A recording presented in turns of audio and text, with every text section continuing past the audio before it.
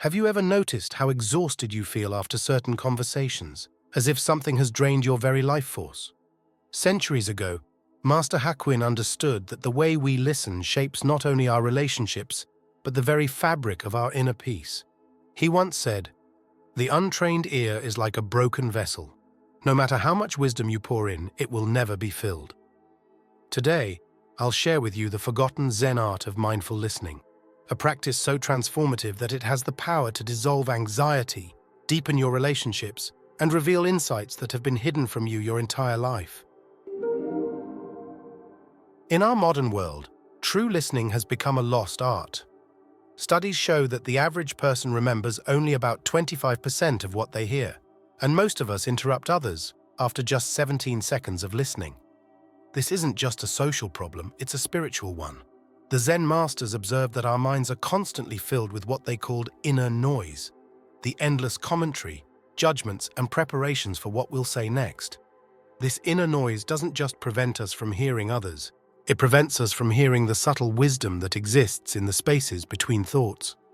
There's a famous Zen story about this very challenge. A university professor traveled across Japan to meet with Zen master Nanin. As they sat for tea, the professor began explaining his extensive knowledge of Zen philosophy. Nanin listened quietly and began pouring tea into the professor's cup. He continued pouring, even as the tea overflowed onto the table. "Stop!" exclaimed the professor. "The cup is full. No more can go in." "Like this cup," replied Nanin, "your mind is full of your own opinions and assumptions. How can I show you Zen unless you first empty your cup?" This story reveals a profound truth. When our minds are already full of thoughts, judgments, and preconceptions, we cannot receive new wisdom. In the Zen tradition, listening is not a passive act, but a dynamic practice of awareness that occurs on 3 distinct levels. The first level involves truly hearing the words, tone, and meaning of another person without planning your response. This is what Zen practitioners call beginner's mind, approaching each conversation with openness and curiosity, as if hearing this person for the very first time.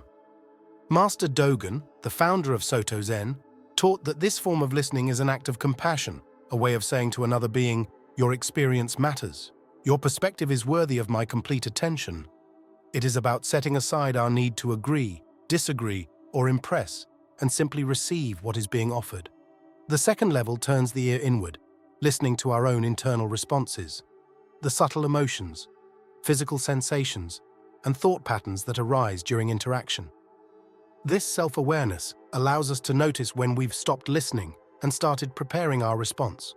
It helps us recognize when we're becoming defensive, judgmental, or distracted. A famous proverb states, "If you understand others, you are smart.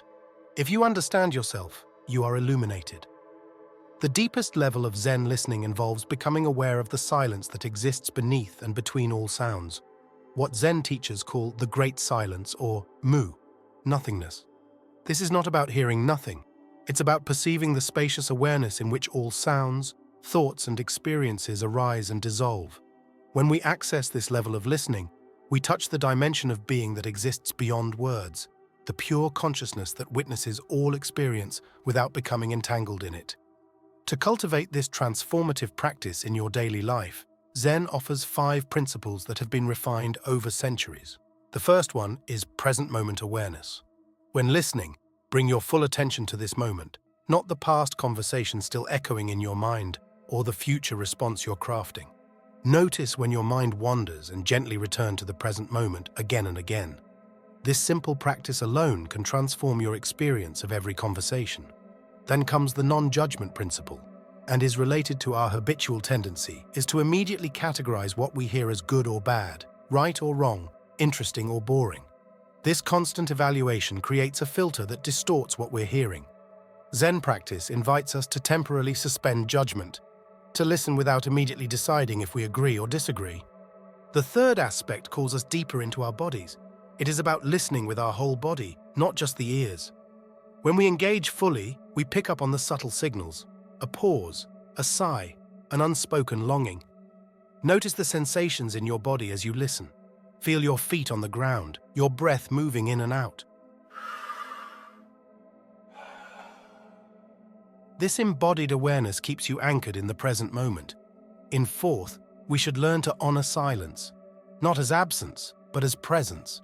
In those quiet gaps, something sacred emerges. It is essential to understand that in the silence between our thoughts is where the truth can be heard. Finally, the fifth principle invites us to release control. It is mastering the art of stop trying to direct the flow, stop trying to win, convince, or fix. We just listen. This creates a profound sense of freedom and allows for authentic connection. When we embrace these Zen principles in our daily lives, not as rigid rules but as gentle reminders, something begins to shift. Our minds, often crowded with noise and urgency, start to quiet. As we direct our attention outward or inward into the silence, we find a stillness we didn't know we were missing. That stillness brings a soft and steady calm, reducing anxiety. It also has a great impact in our relationships, as when people feel truly heard. Defenses lower, trust builds, and authentic connection becomes possible. But perhaps the greatest gift is that wisdom begins to arise in that spaciousness. By quieting our internal dialogue and creating space, insights naturally emerge. As the Zen saying goes, when the student is ready, the teacher appears. Often the teacher is right in front of us, in the form of a friend, a stranger, or even our own intuition. But we cannot hear the teaching until we learn to truly listen. Maybe you are asking yourself, so how can I begin incorporating this into my life? So here are 3 simple exercises. Start small. Once a day, set aside 3 minutes to practice pure listening. Find a comfortable position, close your eyes, and simply listen to all the sounds around you without labeling or judging them. Notice the most obvious sounds first, then gradually tune in to subtler sounds. This brief practice trains your brain to enter a receptive state of awareness. The next practice can be made in a conversation. Notice when you're crafting a reply before the other has finished. Take a breath, let go of your prepared response, and refocus on what they're saying. After they finish, allow yourself a moment of silence before responding. You'll be amazed at how this simple pause transforms the quality of the entire conversation. For the last exercise, once a day, choose a conversation to truly listen. Offer your complete attention without interrupting, giving advice, or sharing your similar experience. Instead, ask questions that help the speaker go deeper.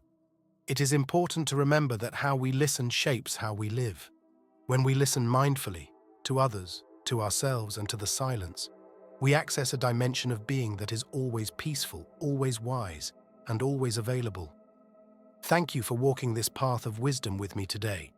If you found value in this video, support our journey by hitting the like button and sharing this video with someone who might benefit from these teachings. What has been your experience with mindful listening? Please share your insights or questions in the comments below. For more ancient wisdom applied to modern life, subscribe to Path of Wisdom and activate the notification bell so you never miss our videos.